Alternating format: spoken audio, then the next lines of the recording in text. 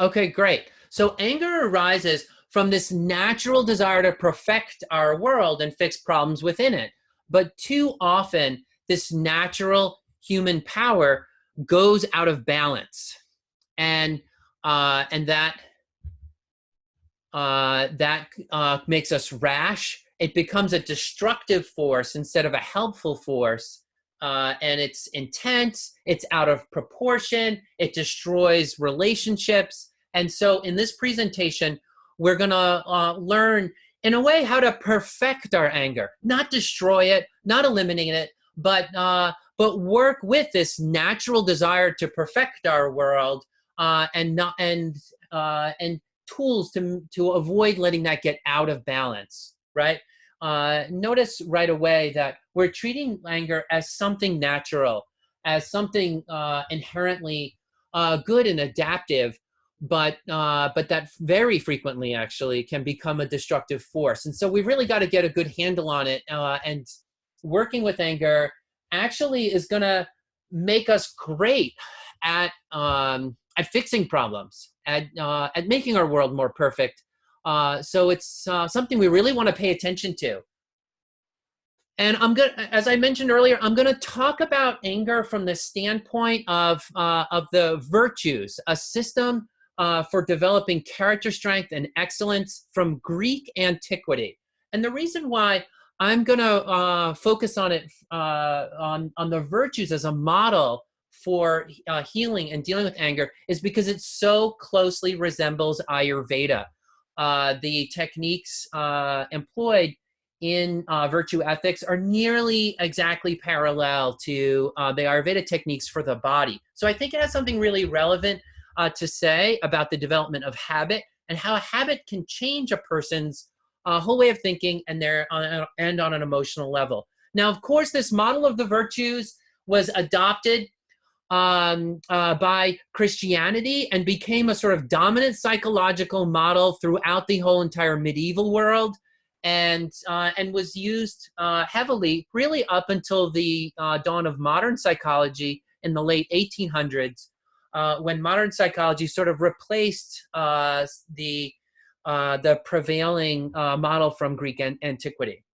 So throughout this presentation, expect thought-provoking questions that will uncover the roots of anger within. And the purpose and the results that I'm looking for is your ability to perfect and harness the powerful motivational forces of anger for good use, and not letting them become destructive. Great. So, definition of anger from the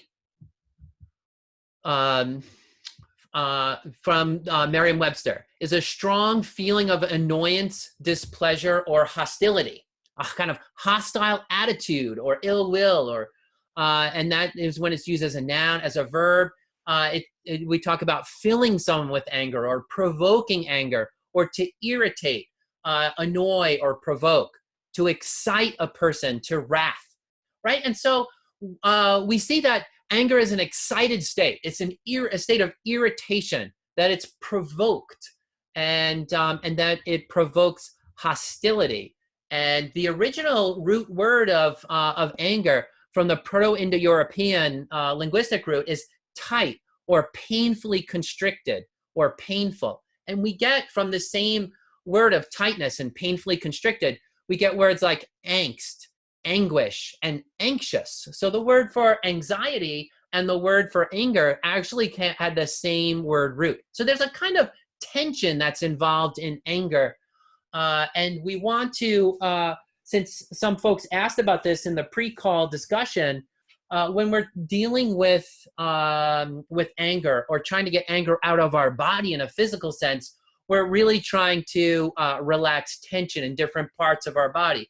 And typically, anger tends to show up for a lot of people in the chest, in the jaw, and in the solar plexus area. And so those are areas that we want to address when we're trying to get rid of anger from the body. In addition to, we want to pay attention to liver, some other things. We'll talk about some of these physical things during this discussion and after the call. But anger has a really bad reputation. Nobody likes it when people are angry at them. And here's a quote from St. John Chrysostom. It says, nothing is more repulsive than the look of an angry man, and nothing uglier than a ruthless face, and most of all, than a cruel soul, right? And so anger has this bad reputation. Nobody likes it when someone's angry at them. St. John Chrysostom also says, anger differs in no way from madness. It is a demon while it lasts, indeed more troublesome than one harassed by a demon. And so throughout the Greek antiquity, and also through the medieval Christian era, anger and wrath is actually considered one of the 7 deadly sins, right? It's not just an ordinary sin, but it's something that's really serious. And so we have this really serious issue. And at the same time, I've started out the presentation saying that anger is natural and that it's actually an aid. And so we're going to have to figure out, well, what part of anger is helpful and what part of anger isn't, if we're going to get really good at perfecting this area. So there are many philosophers who say anger is not necessary at all for the restoration of justice, but it's frequently an obstacle to it. And that's Diane Yeager, a quote from Diane Yeager. And she says, it's dangerous, better not to have it at all. It stands in the way of forgiveness. It leads to hatred, violence, and cruelty. And it's a sign of being ungrateful in general, right? And there's a little nugget there that you can explore just for a minute. Is that, how is your anger a sign of being ungrateful, right? That if you, is a sign of unmet expectations, actually, someone said in the pre-call, a sign of unmet expectations. That it's not just that someone injured you or someone's irritating you, but it's also a failed expectation. And so anger is linked to ingratitude. So these are pretty heavy charges against anger, and it's important that we're careful with it. And at the opposite side of anger is peace and tranquility, which are praised because they're non-threatening. And I don't want to confuse peace with tranquility. I think that's a really big mistake of the alternative health movement in this country, is to equate peace and tranquility and harmony as all the same. Tranquility means not moving, but harmony doesn't necessarily mean stillness, right? If you're talking about a classical concerto piece by Mozart, there's lots of harmony, but there's no stillness, right? Harmony is when all kinds of things are happening together at the same time and they're not in conflict. And so tranquility has to do with stillness. Harmony has to do with all the parts moving together in this amazing way where the sum is greater than the parts. So I don't want to confuse, when I say that tranquility is the opposite of anger, I don't want to imply that our goal is tranquility, actually. I think peace and harmony are great goals, but I'm not going to put tranquility out there as a goal. So anger has this bad reputation among philosophers, among some saints, in the Bible itself. Anger has a bad reputation, and then at the same time, God gets angry many times in the Bible too. And so again, there's these good and bad aspects. So while recognizing the frequency of vicious anger and even ferocious anger, we also know in our hearts that anger can be really heroic. And let's just think about some heroic angry people. Martin Luther King Jr. You know, who can say that Martin Luther King Jr. was never angry, or that he was perfectly tranquil? Yes, somebody's talking. Your screen is frozen. Oh, it's frozen. Okay. It's still on the first slide. It's still on the first slide. Yeah, I'm keeping on the first slide. I haven't put together. You know what? Let me share. I'll share my notes so that way people can see while I'm talking. And I think that might be then you'll get to visually follow along here, because I didn't make as many slides as I did for as I did for the whole presentation. Can you see my screen now? Yes. Okay, great. Great. So I'll just move through this, and then that way you can actually see the notes. And if you want, if there's any other issues or it freezes again, because I know sometimes it does that on Zoom. If it freezes again, just do what you did, and I'll move it again, okay? So is this more helpful to see these? Yes. Good, good. All right, good. So who here can say that the king was never angry, right? And who can say that Martin Luther King's anger was a bad thing, and that it wasn't useful, that it wasn't helpful, that it didn't help our society? What about Mahatma Gandhi, right? Mahatma Gandhi was this gentle person, but can anyone say that he wasn't angry about British colonialism? There's many cases, like I said before, that are biblical, where God is regarded as being angry, and that's considered part of his justice, right? That God is implementing justice when he's angry. And there's examples of Jesus being angry. And then there's pictures throughout the medieval time of Saint Michael the Archangel fighting a dragon. And there's all these hero stories like Prince Philip in Sleeping Beauty. If you go watch the video of Prince, you can Google this, Prince Philip fighting the dragon. And you see that angry look on his face, right? So we know that there's something heroic about anger. And those of us who are in the social justice field may have seen that famous bumper sticker, you know, if you're not angry, you're not paying attention, right? So somehow there's this call to anger as a motivate people with anger to a just end. And so, yeah, and so anger has a real negative side again, and then this natural goodness as well. And we've got to sort through all that. All right, let's jump into the next level.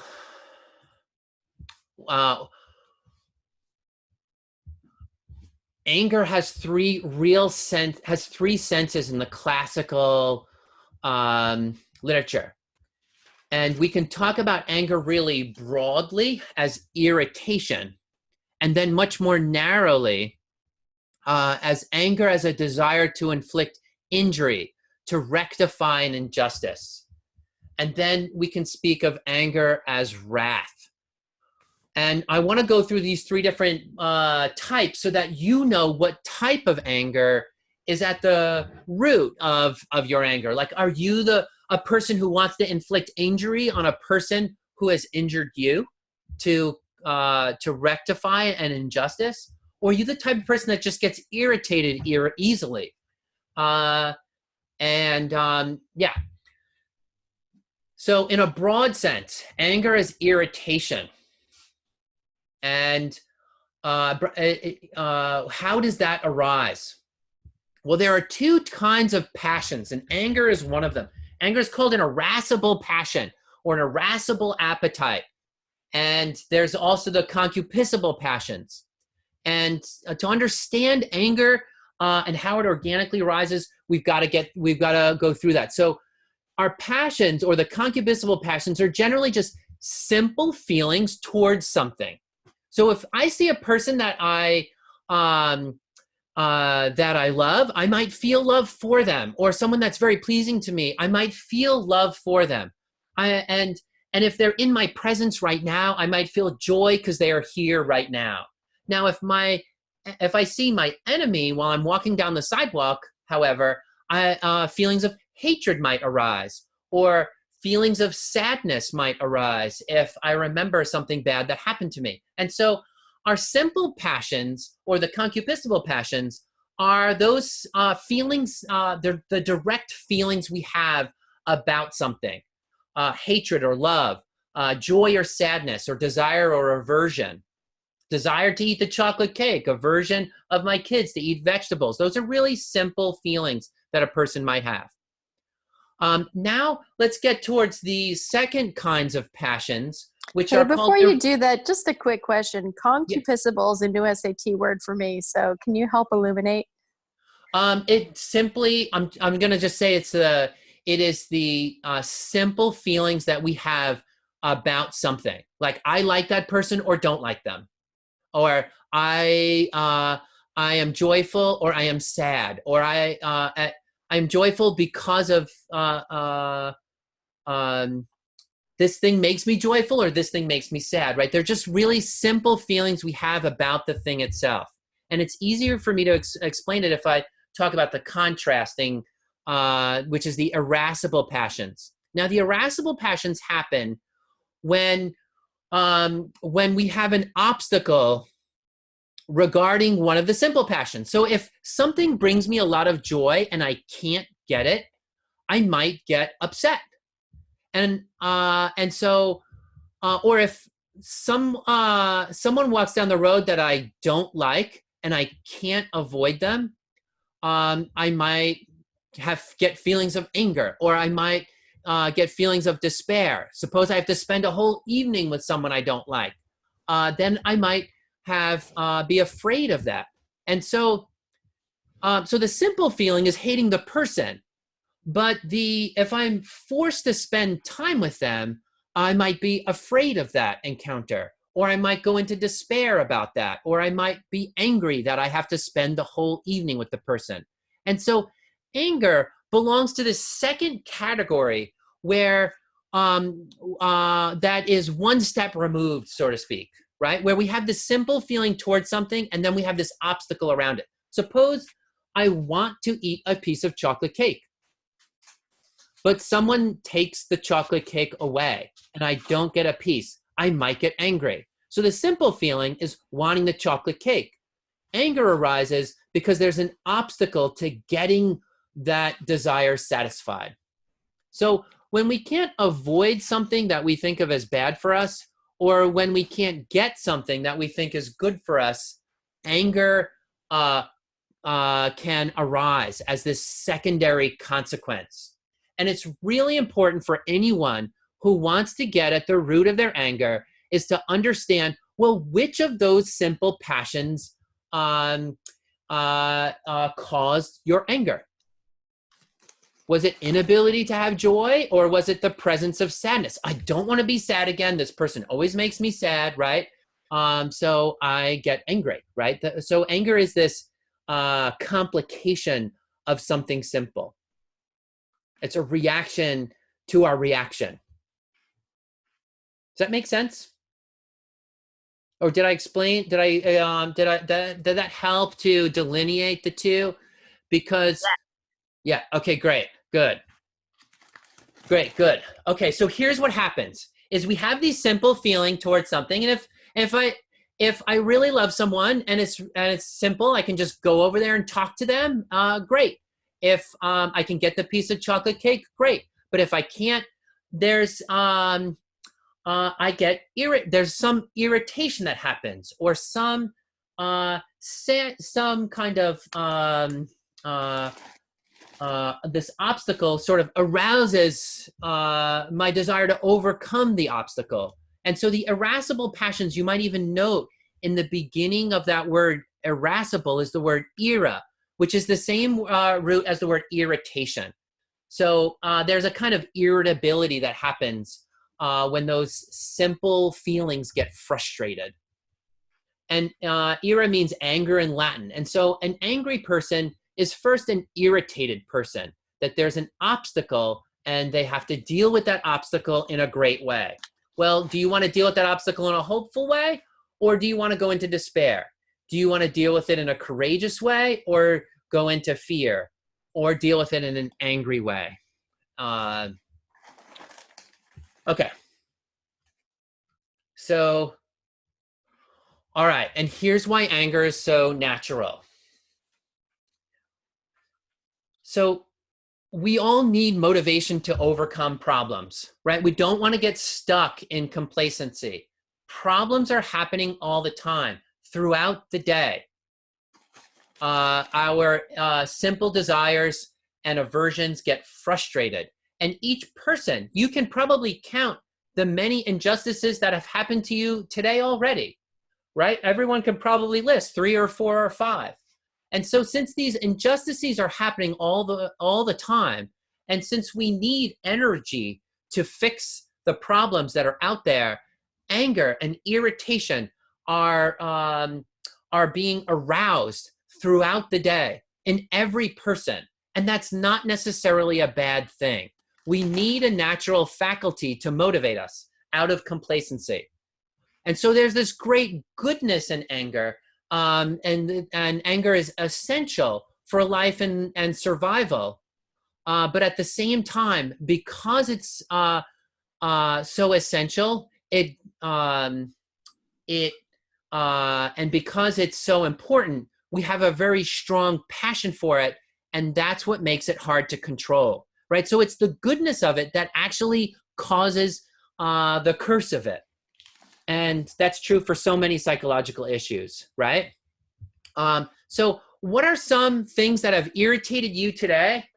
And what are some problems that you actually fixed today, that you responded to your irascible passion and actually fixed the issue and overcame it? And it's useful to even think about how you get angry and what that feels like, or what that irritation feels like. Let me see if I can put this in presentation mode. I probably can't. Full screen. That's not exactly what I was looking for. But escape to show controls. Let me see, because I think there is a presentation mode here that can make the screen a little larger. Ah, yeah, there we go. Good, that might make it actually even a little easier to see.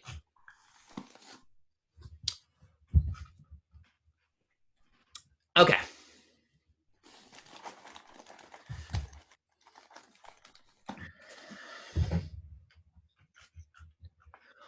All right, so this irritation is excited throughout the day to address problems. And so this gets at the main function of ira, or irritation, or anger itself, which is mastery of a thing, right? This idea that ira, or irritation, concentrates our energy to make the execution of something difficult perfect, right? In a sense, irritation has this missionary quality to it.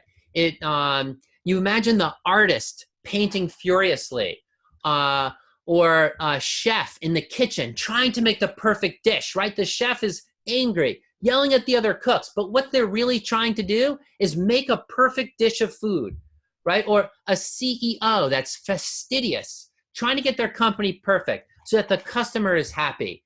And right, so a perfectly driven person has a zeal for the truth, goodness, and beauty of things, and has a zeal for that perfection. And so they may be frequently irritated.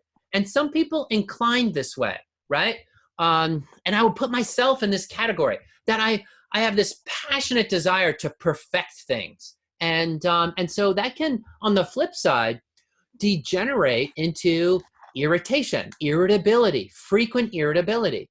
And as part of my own adult life and growing up, it's sort of, how am I going to deal with that? And many of you may be asking yourself that same question.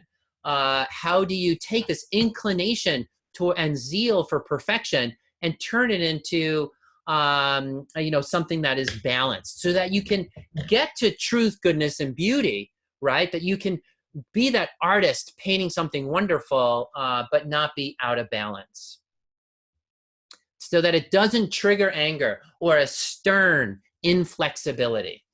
Okay, so this is the broad anger. This is the underlying constitutional, temperament of the person. May be that this preoccupation with problems and irritability that motivates them and concentrates their energy to fix the situation. All right, now let's go to the second kind of anger, in the much more narrow sense, Anger is a desire to inflict punishment, to rectify an injustice.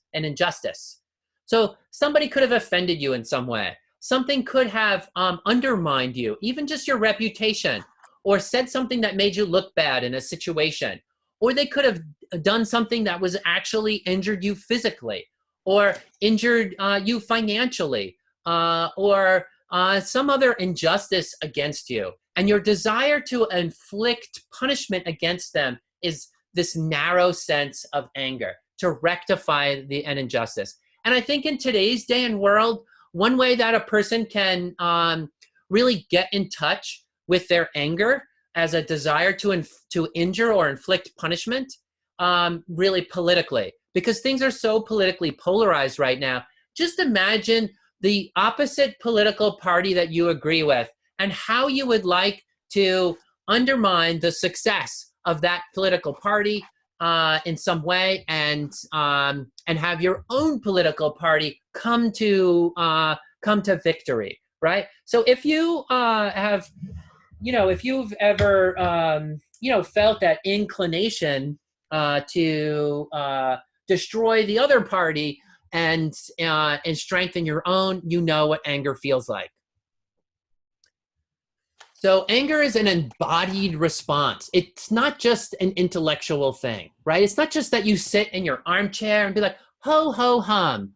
My judgment on this matter is that that person should go to jail, right? It's not just this, armchair kind of thing. There's grit in it. And when anger and any of the passions are aroused, they are an embodied response. All right, so the person could have offended you. It could have offended one of your family members. It could have offended someone you're friends with, or someone who you have some common nature with. As I said before, a political party. And that arouses a desire for vindication, for rectifying the injustice. And so there's a desire to inflict an evil on someone who has harmed us or someone to us. Think of a kid screaming, hey, that wasn't fair, no fair, and wanting to get even. What is the kid saying? There's been an injustice done to me and I want to rectify it. And I'm just gonna ask you, when do you feel like that as an adult? I love to recast my emotions from the standpoint of children, right? Just thinking like, what are the things in my life that I would say no fair if I was still 5 years old, right? And today, as an adult, I kind of have fancier ways of talking about my anger. But what we want to get at is the raw thing, what the raw sensation of anger is in your body, because then we're going to learn how to deal with it in positive ways.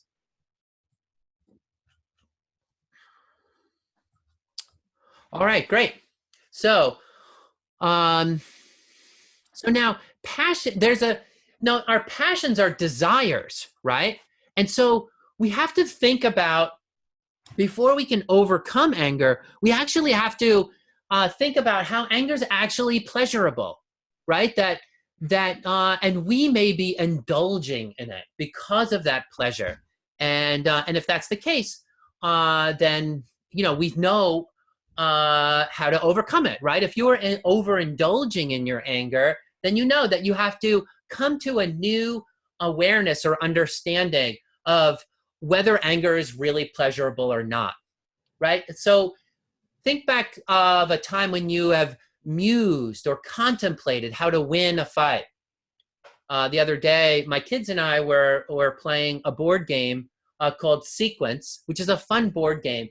And we were being competitive in a fun way, but sort of bantering back and forth, talking about how, oh, I'm gonna win because you'll never be able to do this, or no, I'm gonna win, ha ha ha, right? That kind of dialogue is musing and enjoying how you're gonna win, how you're gonna win a fight and defeat the other person, how you're gonna subdue the other person. So gloating over the power you have over someone. I think of sinful example of anger is a parent gloating over their child, over a punishment that they're giving to a child. I'll give you a real reason to cry, right? Someone who says that is expressing anger, the desire to injure someone as a result of being annoyed at something the child's doing. Hey, quit asking me 100 questions, right? Or that kind of thing. So, or enjoying holding a grudge against someone, creative imaginations of how to harm them. And I don't mean harm them physically. Let's not immediately jump to hyperbole here, right? Let's talk about, how you might want to or desire to harm a person's reputation, or to snub them in some way, just to make them, just to twist the knife a little bit, right? This is something that arises naturally, and it may even be something that a person indulges in and gloats in. So who do you want to put in their place right now? Who is a person that you would love to damage their reputation, to reduce their influence, to get even with them? And what does it feel like to indulge this desire, which is really a desire to hurt somebody? What does that feel like? What pleasure do you derive from the anger itself? Whenever I'm in a situation, whenever I feel, in that kind of situation, sometimes I notice that the pleasure that I'll get from anger is just that it's reassuring myself that I'm not going to just get totally squashed, right? And so I might, muse on how I can win, how I'm going to defeat the other person so that I don't get squashed. And that's a consolation. Well, what about you? Where and how do you take pleasure from being angry itself? And here's an expression of anger from the Psalms, Psalm 92. I looked in triumph on my foes. My ears heard gladly of their fall. When was there a time when you enjoyed someone else's defeat? So this is something to really guard yourself against, to guard yourself against the pleasure of injuring someone. Now, we should take pleasure in rectifying injustice, right? But not the pleasure of the injury itself. It would be a corrupt desire. In the end, anger, it's also a bit contrary to anger itself, because anger is not about something pleasurable. It's really a reaction to something unpleasurable, right? So we want to remember anytime we're indulging in anger, that we're indulging in something corrupt. Not that all anger is bad, but indulging in anger is, by definition, an excess. And we want to just remember that that anger is always the result of displeasure, and it comes from displeasure, and it also in injuring another person, we're causing displeasure. So in the end, it's really not a pleasurable, a real pleasurable experience, although we have a natural inclination to it, because we have a natural inclination to fix problems and fix injustice too. So great. Let's see here. Let's talk about different types of anger. So there's choleric individuals who become angry too quickly and at any slight cause. And ask yourself which type you are. Then there's a sort of ill will or sullen type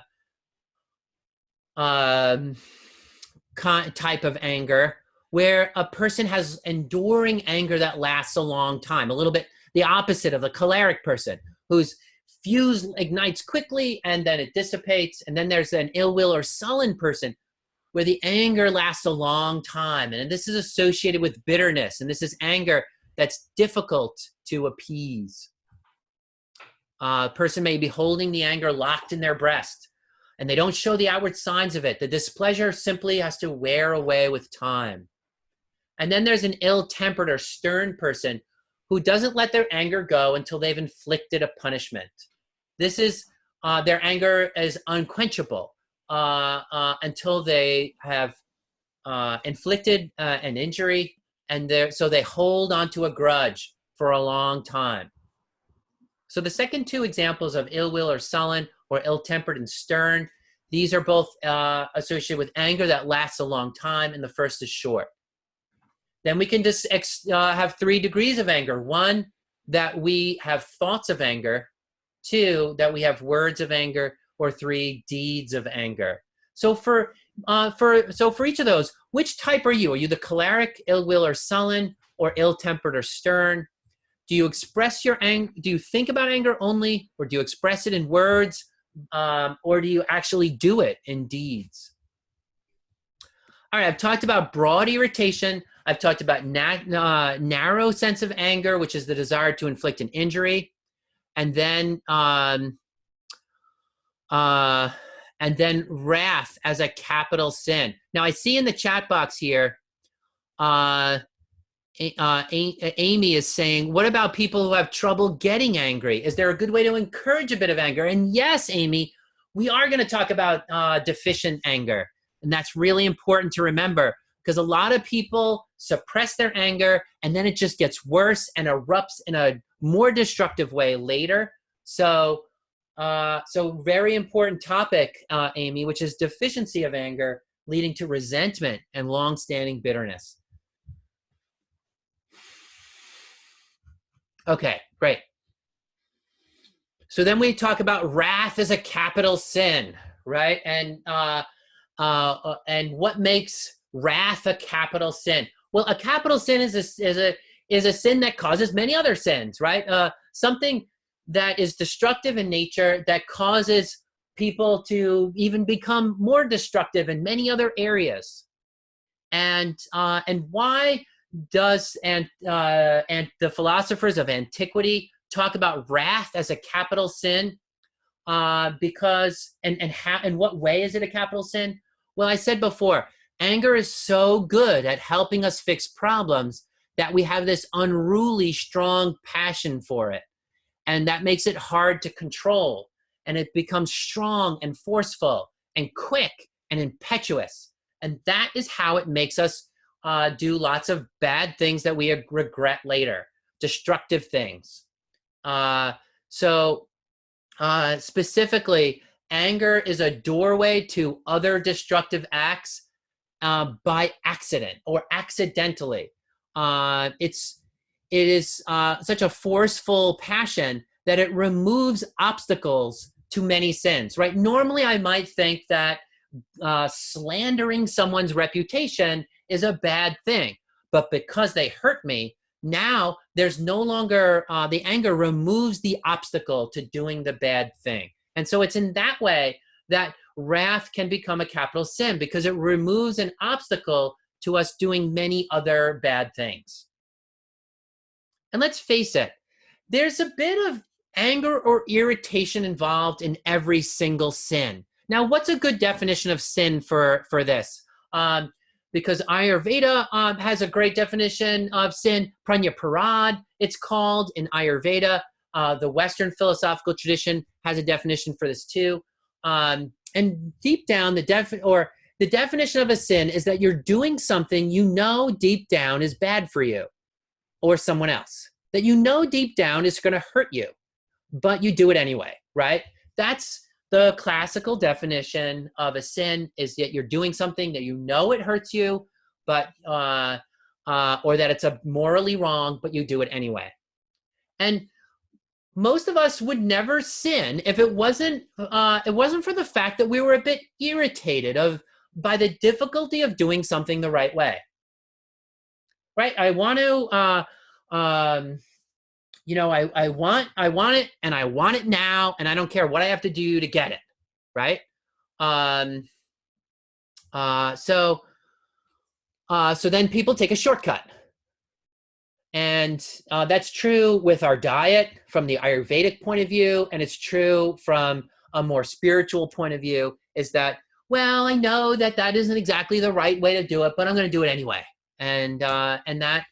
So we take something that isn't really yours. We take a convenient shortcut. And that's because we're irritated by the difficulty of doing something the right way. And so in every sin is a kernel of irritation, is a kernel of anger. So have you ever noticed what happens when you confront someone's sin, right? Or if you confront someone, you say, hey, you did a bad thing. What immediately happens is they get angry. Why? Because all of that anger that was there before you even mentioned it, all that anger and irritation comes out, and it comes out against you. And that's why you have to be careful correcting other people, careful criticizing them for what they did wrong, especially if they know that they were doing it wrong, because there's that kernel of irritation in every person's sin, and it's just gonna come out against you. What do we do instead if we're trying to diffuse another person's anger? Knowing this, how can we be empathetic? Well, if we see a person doing something wrong and they know they're doing it wrong, we can empathize with that irritation. We can empathize with the difficulty of doing things the right way. Oh, I bet it would be, it's really hard not to eat the whole chocolate cake, right? Or it's really hard not to, I get it, and that's enough. It's enough to just empathize with them. You've said enough. They already know they were hurting themselves. All right, good. Let's get into a little bit more of the bodily aspects from Ayurveda, and then I'm going to go into the more emotional sides as well. We're going to keep building up here. All right, the physical qualities of anger. This is from Saint Gregory of Nyssa, who wrote a huge treatise on morality. He said, the heart goaded by pricks of anger is convulsed. The body trembles. The tongue entangles itself. The face becomes inflamed, and the eyes are enraged and fail utterly to recognize those whom we know. The tongue makes sounds indeed, but there is no sense in its utterance. So here he went through a pretty good inventory of the parts of our body that are affected by anger. The chest and the heart, and that people carry tension in their chest. Just think of a Hulk. When the Incredible Hulk turns angry and he goes from being a normal human to a green muscle guy, he flexes his biceps and tenses his chest down, right? That's because anger happens in the heart. And he says here the body trembles, and I would say it more becomes tense, and then the trembling is a side effect of tension. The tongue entangles itself, so the jaw becomes stiff. The face is inflamed. Anger is associated with heat. The eyes are enraged and become tense and squint. And they fail utterly to recognize those who we know. Who do we get angry at most often? The people we love, right? In the pre-call, someone was talking about getting angry at her mom. And, well, I get angry at the people that I have to deal with all day. In other words, the people that I love, right? And in anger, we can fail to remember that love, and even to remember that they are a person with tremendous dignity. And we can cut them in that moment with our words. So the tongue makes sounds and deeds, but there's no sense in its utterance. It's because anger introduces a huge bias into our perspective. And we have to be very cautionary about that bias. All right, so there's an inventory of how it affects our body. And in Ayurveda would say it goes to the liver too. You have to deal with the liver and pitta dosha. But let's keep it simple here, because a lot of people on the call don't know the technical terms of Ayurveda. And I'll just say that anger is associated with heat. So you balance it with something cool. Take a cold shower. Wash your face with some cold water. Anger is rough. Punishment is rough. The desire to injure is rough. Anger is hard. It's inflexible, firm, and tense. So you might need to do some stretches, right? Twisting your upper body actually can help wring out the liver and keep things moving. And you could grab your hands behind your back to open up your chest and lift your sternum. And so we want to balance tension with softness. Here's one of my favorite quotes from Ezekiel in the chapter of Ezekiel in the Bible. I will give you a new heart and place a new spirit within you, taking from your bodies, your stony hearts, and giving you natural hearts, right? So we've got to sort of temper that hardness. Anger is fast. It's motivating. So we want to slow down. Anger is pungent and sharp. So we want to balance it with something sweet or a little dull, even a piece of cheese. Although the oiliness in cheese could aggravate anger, something, but just something dull, even a soft pillow, or, even sometimes just rubbing your eyes and running your fingers through your hair can help with anger.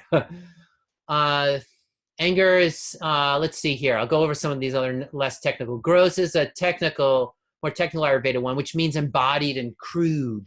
And the opposite of that is getting more perspective on things, more spiritual perspective.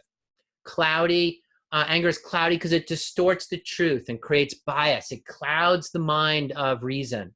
And so we need to seek clarity. And that may involve talking to somebody else. Anger tends to be bitter. Here's where that ingratitude comes from. It's not just, frustration at my friend, but, oh, this kind of thing always happens to me. And I'm being a bitter person about your life, right? So anger has a kind of frustration with it that comes from ingratitude. And so think about a situation that makes you angry. And throughout this call, I would love to, the best result that I could think of is that you take some issue that you're actually angry about right now and apply these questions to that. So think of a situation that makes you angry. What does that anger feel like in your body right now? And I'm not talking about emotionally here. I'm not saying, oh, the anger, makes me sad or something like that or whatever. I'm talking about your body. What does it do to your breathing rate? What does it do to your muscles? Where do you feel sensations in your body when you think of that angry situation? And that may be hard for some people to do, but you really want to develop that body awareness of your anger because that's going to help free you from, maladjusted anger.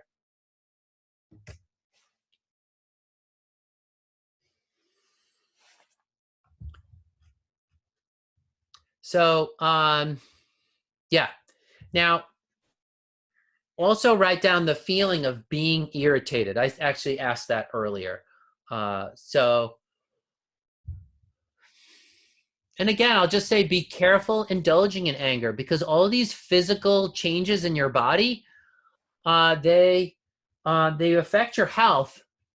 And it also can be poison to the heart. Let's just remember that the heart is an organ that's designed for connectivity, right? It's designed for love.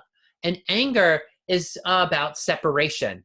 And that's why anger affects the heart. And it's a function of the heart too. I mean, I don't want to say anger is bad. It's not bad. Anger is not a bad thing. But if it becomes a habit or if it's indulged into excess, it is like a poison to the heart because it keeps, it constantly separates rather than joins. All right, so I've talked about anger as being natural and good. I just want to justify that with a few more points from St. Thomas Aquinas, who was a master theologian and philosopher from the 13th century, and he talks about anger as is not good or bad, but depends on how it's used. If it's good when it assists justice, and why is it good when it assists justice? Because we're supposed to act with our whole being, right? Doing something good and making something just with passion is more praiseworthy than a person who is just doing it indifferently, right? That we are not just a soul and not just a mind, but we have a mind, body, and a soul, right? And so we want to do things with our whole person instead of just doing things halfway, right? And so doing good with passion is we all know this instinctively, that a person who's passionate about doing something good is just way more effective, and it even just feels nice. Like when you think of Martin Luther King Jr. passionately advocating for justice, you're like, go Martin Luther King, right? And so this passion of anger assisted him in doing that good more effectively, more thoroughly, because he put his whole body into it, not just his mind, not just his soul. Great. So we can oppose an evil and rectify an injustice more effectively when we're passionate. And our passion motivates us to prompt action.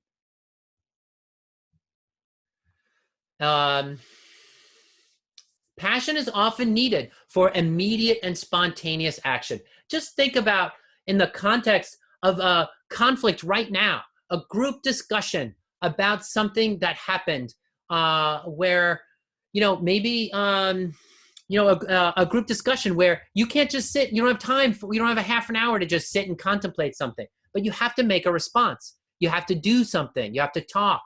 And so you might need that passion to drive you in that critical moment when the conversation is necessary. And hopefully you've considered all the points and counterpoints ahead of time so that you can allow yourself to slip into that passionate state where you're engaging people on a deeper level. Great. Now, another counterpoint here is that, there are many other useful passions besides anger that can help transform a situation.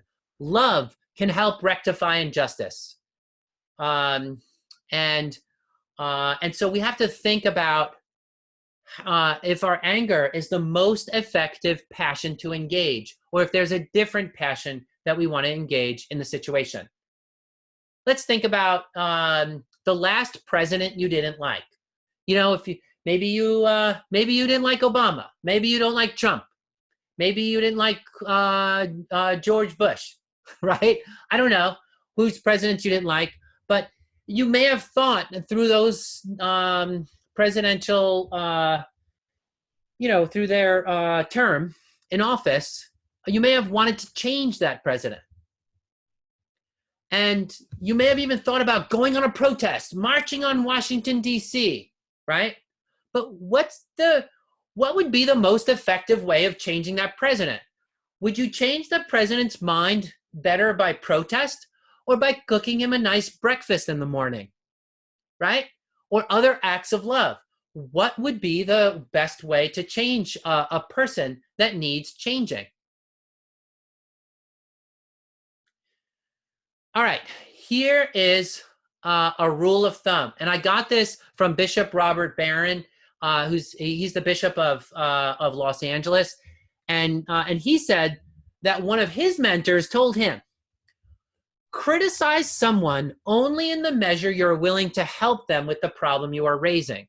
Now, this probably is not going to help with your spouse, right? Because we're probably all willing to help our spouses with their problems, and so that's not full license to criticize them. But think about a person who, a more distant colleague from a competing company, or a person that, a little more of a distant relationship, and you really don't like what they're doing. Well, this rule of thumb says, criticize them only to the extent that you're willing to help them with the problem that you are raising. So how much an investment are you really going to make in that person? Well, that's how much you should criticize them, or feel, that's how much you should limit your criticism of them. So I thought that was a good rule of thumb. Great.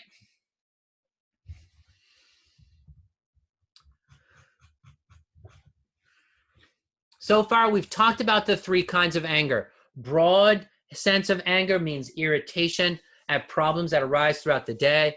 Then there's the more narrow definition of anger, which is the desire to injure someone in order to rectify an injustice that they've done to you or someone close to you. And then finally, we've talked about why anger is natural, and how that its naturalness is what actually makes it great and what makes it a curse. And then we've talked about how the passion of anger can aid a person when spontaneity is needed, and when a person needs to act fully from their mind, body, and soul, right? That we're not going to just leave the body out of it. The passionate the uncomfortable passion in the body out. We're gonna include the body. Now let's turn our attention to signs of excess anger. Well, type 1, the broad sense, is when you find yourself focused on problems all day and you feel like you can't appreciate things. And I think that the best antidote to a person who's preoccupied with problems is appreciation. Appreciating people, appreciating a person, appreciating people in general, appreciating your life in general, appreciating the world as it is and all the beautiful things in it, appreciating the creator. On all these different levels, we can appreciate truth, goodness, and beauty of how the world was made and all the wonderful things in our life. And that redirecting the heart is an essential practice for a person who is preoccupied with problems all the time. In fact, in all religious traditions that have a God, there's a strong tradition of praising God. Now, why praise God? Well, on the one hand, you can praise God because it pleases God, but and that is good enough on its own. But in the realm of anger, whenever we praise God, we are directing our hearts away from all the problems and frustrations of our life, and we're directing it to all the goodness in our life. And that itself is a healing thing to do. And so when you look at the Psalms written by King David, who had tons of problems all the time, you hear him talking about things like praise God with the timbrel and the harp and the lute and all these musical instruments. So do you think King David is sitting around focusing on his problems all day? No.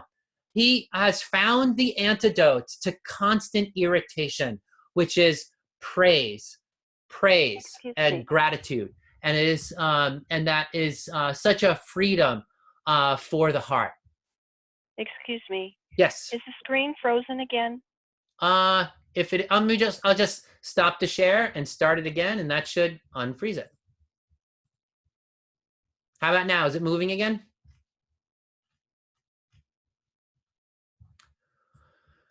Anyway, someone wants to reply in the chat if it's moving again. Yes, it's moving again. Okay, yeah. great. That's good. Okay, good. So now there's two ways in which anger breaks the bounds of reason. Praise and gratitude can be a way, Marcella, who asked in the chat, praise and gratitude can be an approach to fixing the injustices in the world because our love is transformative, right? It's transformative and it is it leads others to be thankful for the goodness in their life. So yeah, definitely, Marcella. So there's two ways in which anger breaks the bounds of reason and truth and becomes disruptive. And that's when we misjudge the situation, or we have too much anger or too little anger. And in general, anger is problematic because it makes us blind, right? Where we have blind wrath. And I just think back to recent situations where I was angry, and I ask myself, like, what punishment is too harsh for the way I feel right now, or for the, and sometimes I can think like, oh my goodness, my anger right now is actually infinite. Like I want to, do the worst thing I can possibly do or whatever. Right. And then then just check myself and say, oh no, that is definitely bad. Right. That anger that has no proportion and no limit is the definition of destructive anger. And so anger has a tendency, that passion arises up and it can make us blind. So Aristotle, the famous philosopher from Greek antiquity, says anger does not listen to reason. Or Cassian, angry passion boils over and blinds the eye. And then St. Thomas Aquinas, anger is a great obstacle to man's free judgment of truth, right? Notice he uses the word free. Are you free when you're in the grip of a passion? When a passion is controlling you instead of you controlling it, are you free? No, we're not free. We're not even free to make a judgment in our mind, and we're not even free to do what we really want or to do what we really think would be healthy, because the passion is overwhelming and it directs us and controls us, right? And so what we want to deal with whenever we're dealing with an unruly passion is we want to regain our freedom. We want to reclaim our free will to make a choice, and to make a great choice, and to reestablish the rule of reason. So even if your anger is justified, and even if the injury that you inflicted to rectify an injustice was correct and restorative and actually did fix the problem, anger can make a lot of mistakes in the implementation, right? So you could misjudge the situation. That's one. Or even if you judge the situation correctly, you could have anger that's too much or too little. And finally, even if you have the right amount of anger and you've identified the right kind of punishment, can be a lot of mistakes in the implementation, because we get carried away, right? Don't we? Who doesn't get carried away? So can you think of a time that you were right to be angry, but you made a few mistakes in the expression of it? I can. And see if you can come up with one.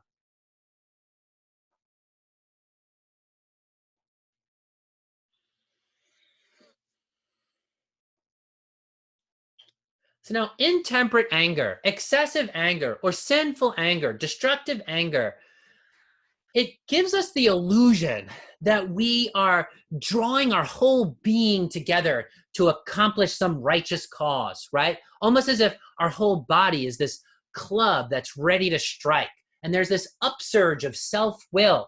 And that feeling is pleasurable because we feel powerful, right? We feel like anger is this occasion for asserting my identity, right? This is who I am. And I am what I am, right? That famous line from Popeye the Sailor. I am what I am, and I'm not going to cover up any part of it. And so anger is this occasion for asserting your identity, your ego, and your power. And so it feels pleasant. And it gives us this illusion that we are drawing our whole being together as if we are a club ready to strike. And why do I say that is an illusion? Well, because if we haven't taken the time to reason our way through it and see what then and a lot of times, and I don't know if this is true for you, but it's definitely true for me, is if I were to just take that 3 seconds to check in with myself and say, do I really want to do this? I would probably notice that I have some conflicting ideas about what I'm doing right now.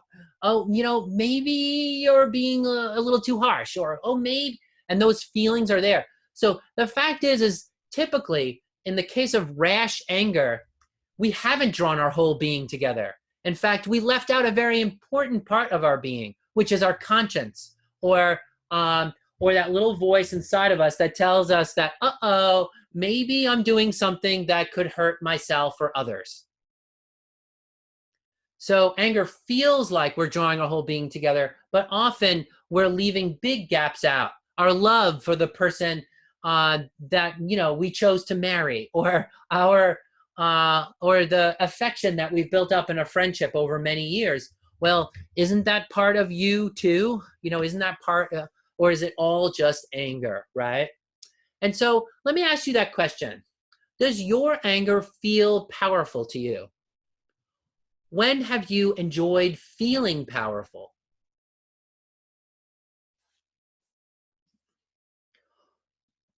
When has someone else's anger felt powerful? When has their anger felt effective?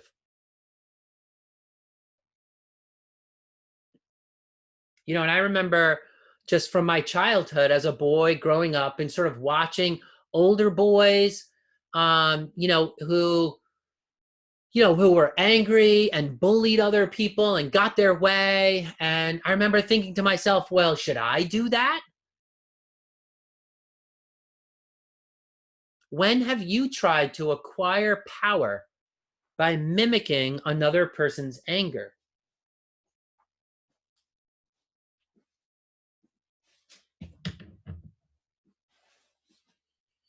When has anger given you good results?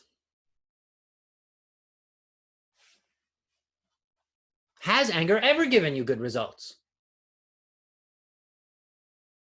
And when I say the word anger, most people think of hot, rash anger. But I also want to think of good anger, which has a lot of patience in it, and anger that that has been tempered and perfected and offers real solutions. Right? See if you can think of some of those too.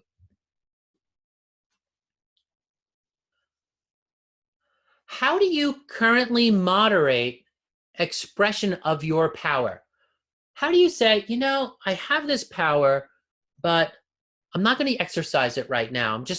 Or this powerful feeling is an illusion and I'm just going to hold tight for a minute. How do you currently achieve that? How do you accomplish that? How could you improve your ability to accomplish that?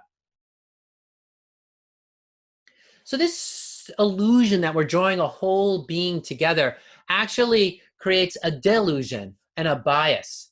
It makes us daring, right? It gives us overconfidence,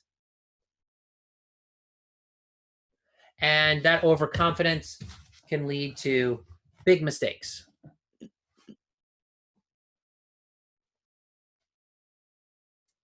A rule of thumb that I have is that when I'm angry, I always ask someone else for advice before acting. And I'm always careful to choose the right person. You know, I know there are some people out there that no matter when you're angry, they're going to be like, oh yeah, go get him, right? So I'm not going to ask that person. I'm going to ask somebody who will give a thoughtful response and tell me, you know, and basically, you know, give me critical feedback, support, as well as, you know, temperance, as well as maybe saying, hey, now's not the right time. Don't worry about that. There wasn't an upsetting issue that I was dealing with over the last few weeks. And I asked my wife about how to handle this, and she said, oh, you know, I think your timing is a little off here. So wait this out, and try a softer approach. Try to build the relationship and see where that goes. And then I think in that season, at that time, it will be a much better time then to resume a conflict if necessary, if it hasn't already resolved by then. So who can you ask? Who would be able to give you a yes when it's right to say yes and a no when it's right to say no? Who can do that? Because there are some people who will say no to every expression of anger, and there are others who will say yes to every expression of anger. Well, what about a person who is going to make sure that conforms to the truth?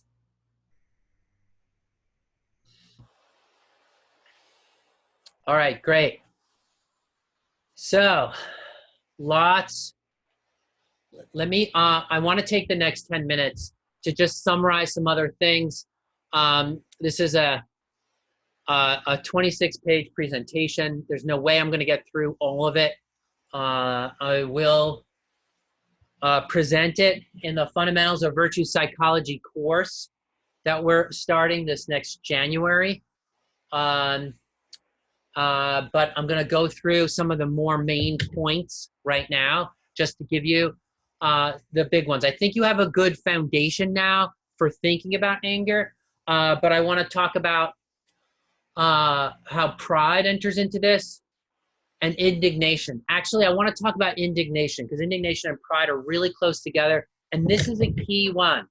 I want to challenge any statement you have on, I can't believe you did this, or I can't believe such and such person did this to me, right? This kind of happens to us, right? That this anger is often accompanied by cries of indignation. There's that example of the child again. Hey, that's unfair. They're saying, I can't believe you did that. I can't believe you did that to me, right? Well, in that I can't believe you did that is this idea that, you know, that our dignity is so great that how could God make us suffer like this? How could this happen?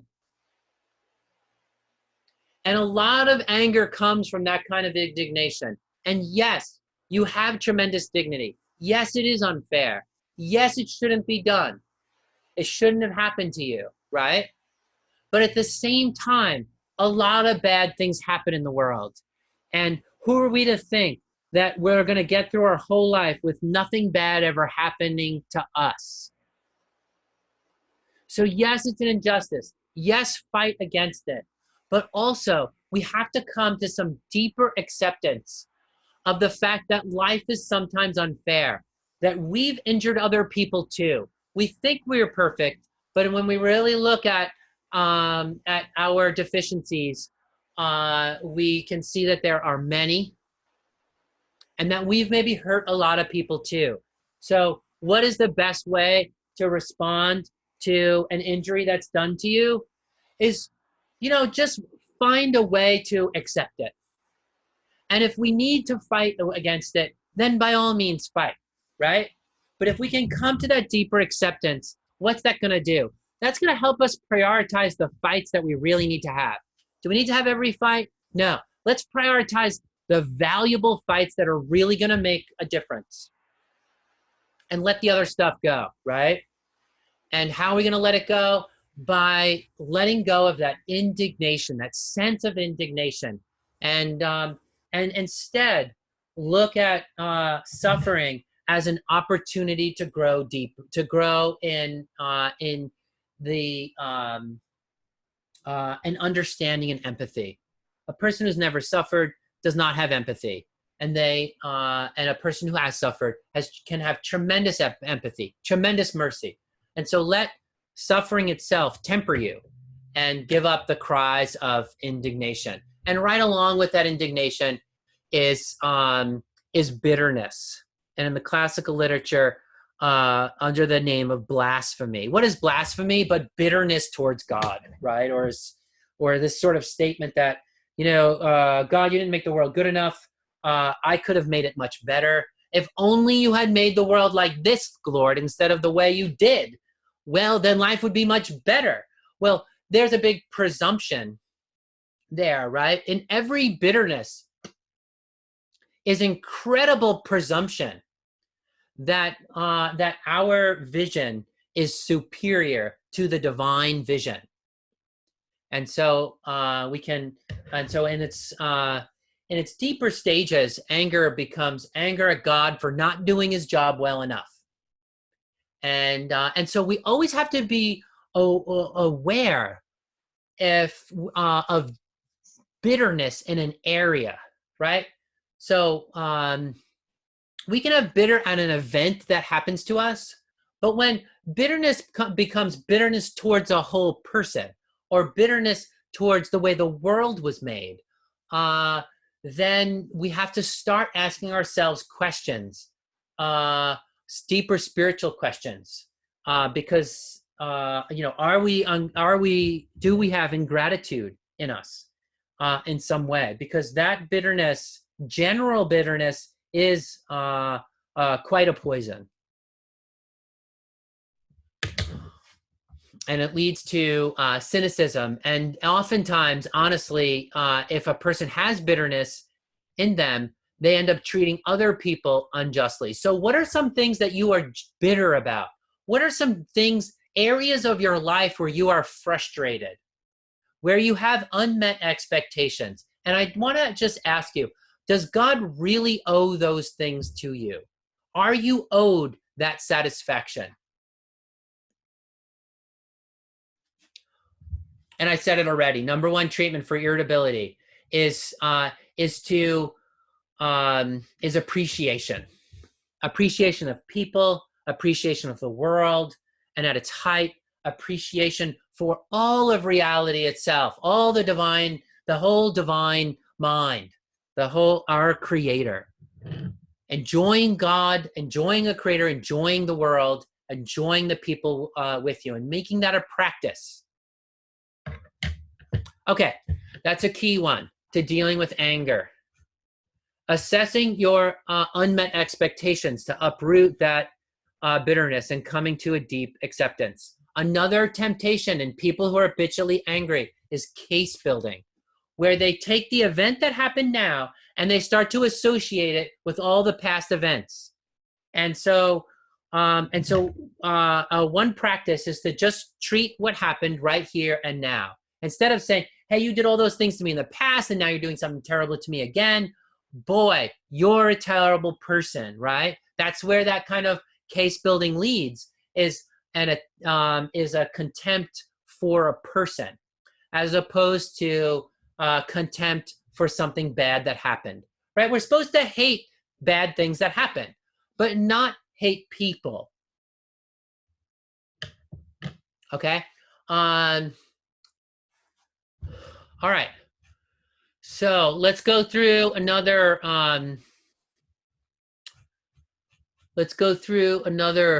So another great quote to help redirect your anger is to hate the sin, not the sinner. This goes along with what we just said, that the classical tradition differentiates anger and hate, or hating a person and hating an act. And it's okay if something, like if you got your arm cut off through a car crash, it's okay to hate the car crash, right?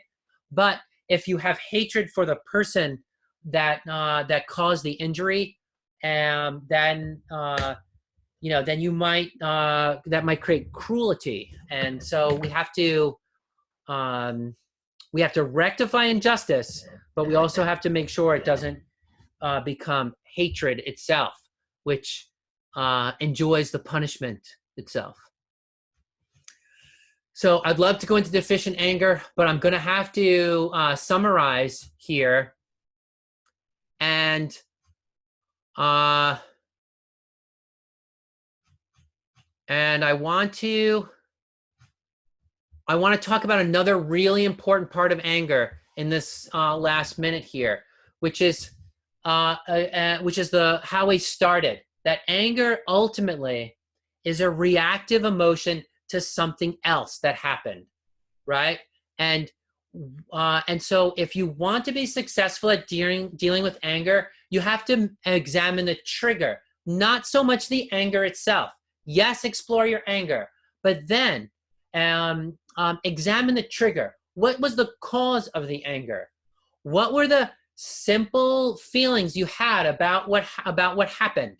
And what was the nature of the injury itself? So that, ask yourself, what did I want but can't have? Or what am I trying to protect myself from?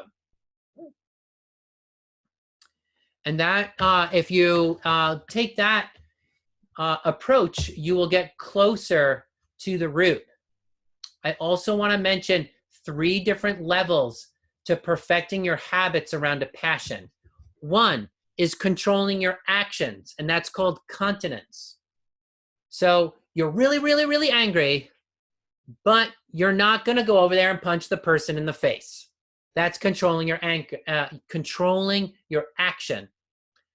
And so how do people do this? Well, here's where you get the superficial, top 5 ways to heal your anger, that you can Google on many websites. You take a few breaths, relax your eyes, wash your face with cold water, wait 24 hours. And all of this is to create a little distance between you and your anger so you can reclaim your freedom to act.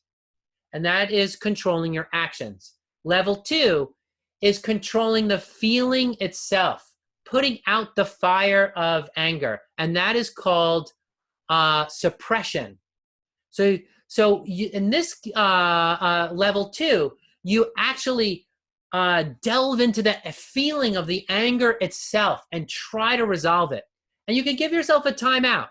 Remove yourself mentally or physically from the situation, and then write out your feelings in a journal.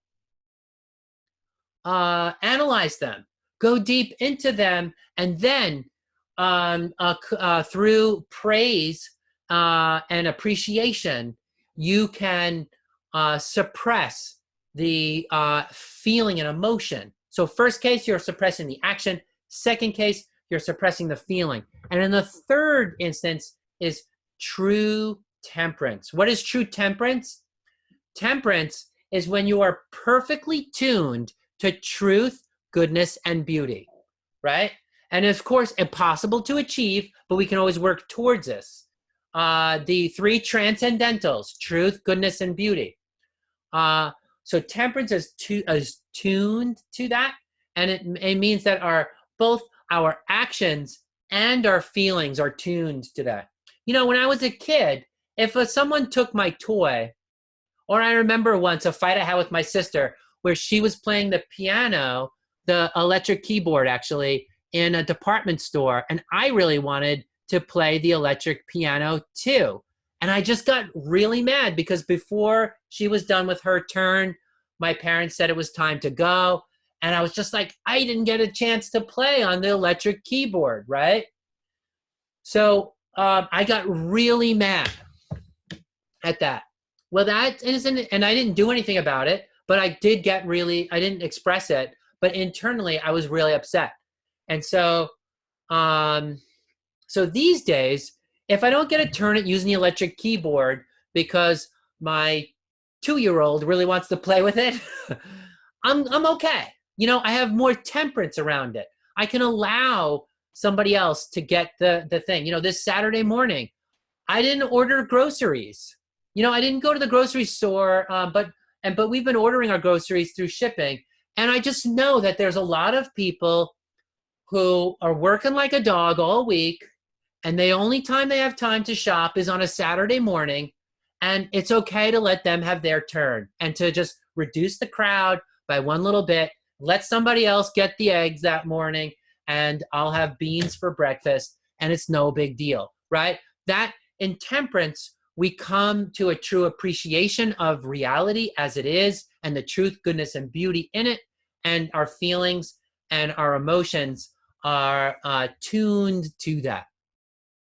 All right, good. I know I'm a little bit over, but I want to give you some really, some other good, important questions to ask, which is when you're analyzing anger, and you can just write these down and analyze them later. You want to assess the injury. People don't belittle injuries done to themselves. They tend to overestimate the injury done to them. And so assessing the severity of the injury with clarity.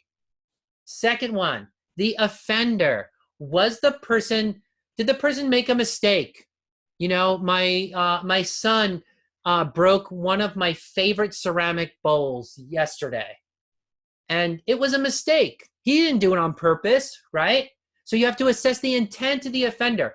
How much of that injury was a mistake? How much of it was incompetence? How much of that was their inability to find a better solution? And how much of it was actually intentional malice too? Because that does happen. Was the person just trying to protect themselves, and you were and you were the victim of that? So assessing the offender realistically. Then assessing you as the punisher. Who are you to punish that person? Well, you might be the perfect person to punish that person. You might be the perfect person to help solve that person's problem. You might be actually a judge or a lawyer. You might be an authority in some area. You might be running a business. You might be running a household. All of us have some authority in some spheres, and we might be the closest person to our friends. So we might be the perfect person to deliver the message, right? But question, who are all the other parties that could take action in this sphere? How would you engage those other people? And is it really your responsibility to take action? And also another example from King David here, Saul, the previous king, or the current king of Israel, was trying to kill King David unjustly. King David, because King David was more successful than he was at a battle. And so Saul was trying to kill him because everyone liked him instead of Saul. And King David had a chance to kill Saul, but he didn't. And so And so we have to ask ourselves that question: are we the responsible party best able to do the punishment? And maybe we are. Maybe we should all take a little bit of that responsibility. Then we have to look at the punishment itself. What amount of punishment is too small? What amount is too much? Do you have a lot of clarity in coming up with a punishment that is exactly proportional to the injustice and that would actually rectify the injustice? So the next thing to examine is the result. Is the outcome of the action that you are going to take, will it actually restore justice? Will it actually fix the problem? Or will it just make it worse? You know, what happens if you take a few weeks to think about a truly effective solution? Well, then you would have perfect anger that that creates a real solution instead of just making the problem worse. Then examine your emotions. Were you too ferocious or not ferocious enough? And what mistakes did you make in the execution? And finally, after all this anger is done, examine the effect it has on you. Was it actually good for you to go through all of that? Sometimes I would say, yes, I can think of an injustice that was done to me that was so great and so upsetting, even to this day. It ignites all the fires of my passion when I think about it. And that event was one of the most strengthening events of my life. I fought that injustice. I fought it with the law and in the courts, and I won, and it was a great victory. And I've been a stronger person ever since that time. And so the effect of anger on me that time was great. And then I can think of many, many, many other examples where anger did not have a good effect on me, and instead it poisoned me and my relationships, and that's what we want to avoid. So we're going to examine those 7 different aspects: the injury and the person who did the injury, the offender, the punisher, who you or the person who's doing the punishing, the punishment, the a result, was it a good result, the emotions throughout the whole thing, and the effect on you. All right, great. Well, there's lots of other juicy things in here. I skipped over many things. Deficiency of anger. I only cursory examined the body in relation to this. We didn't get to cover gentleness. There's just a whole nother topic. So or cruelty itself. So lots of wonderful things to continue talking about for the future. But I hope that this has given you some good ideas, some good things to think about. And I want to thank all of you for coming on today's call and today's program. It's exciting to be here with you. And it's very exciting that you are taking the time to be excellent, to improve yourself on a psychological level and on a physical level. So I'll take some questions now, if anybody has them.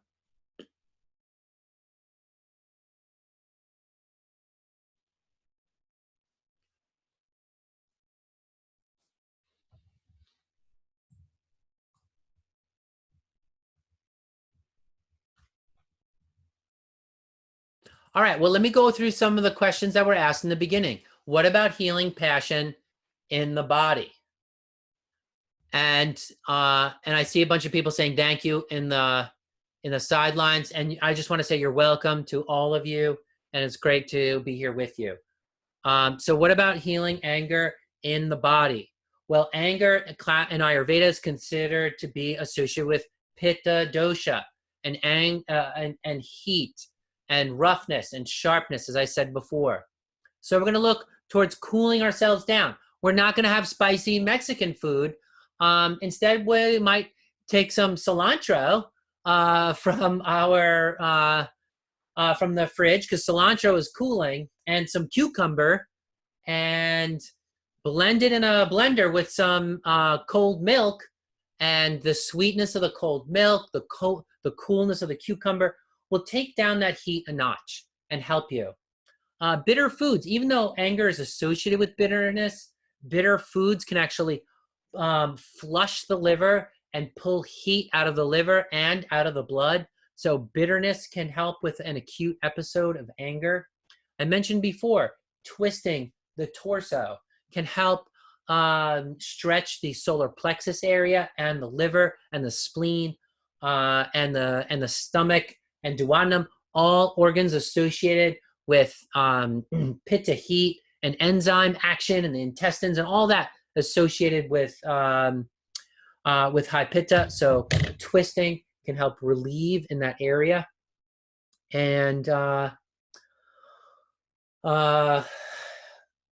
so those are some. Sweet taste is helpful for anger too. I mentioned that with the milk.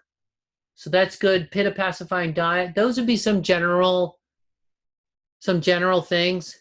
I find what really helps me when I'm angry is to just turn my heart towards a celebration of our Creator. And I remember this is one of the best things that I learned traveling in Morocco from Muslim culture, which is the phrase Alhamdulillah.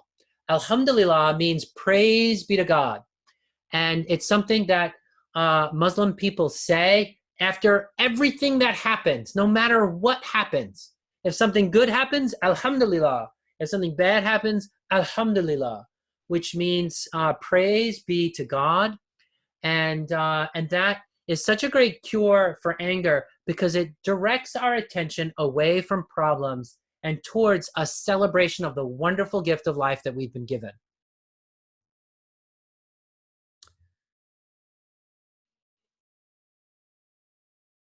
So any other questions? I know Jamie is asking for a recap on the kindness piece, but I'm not sure which part was the kindness piece. So if you can give me a little more info, Jamie, I'll try to recap it.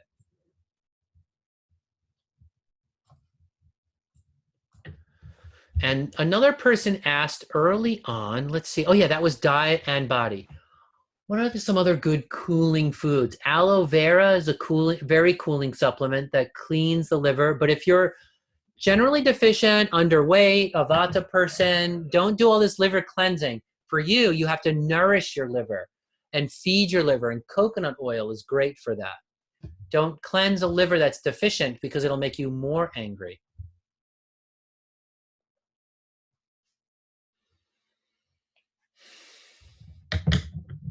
So you have to unmute yourself to ask the question. So if someone wants to ask a question, makes that.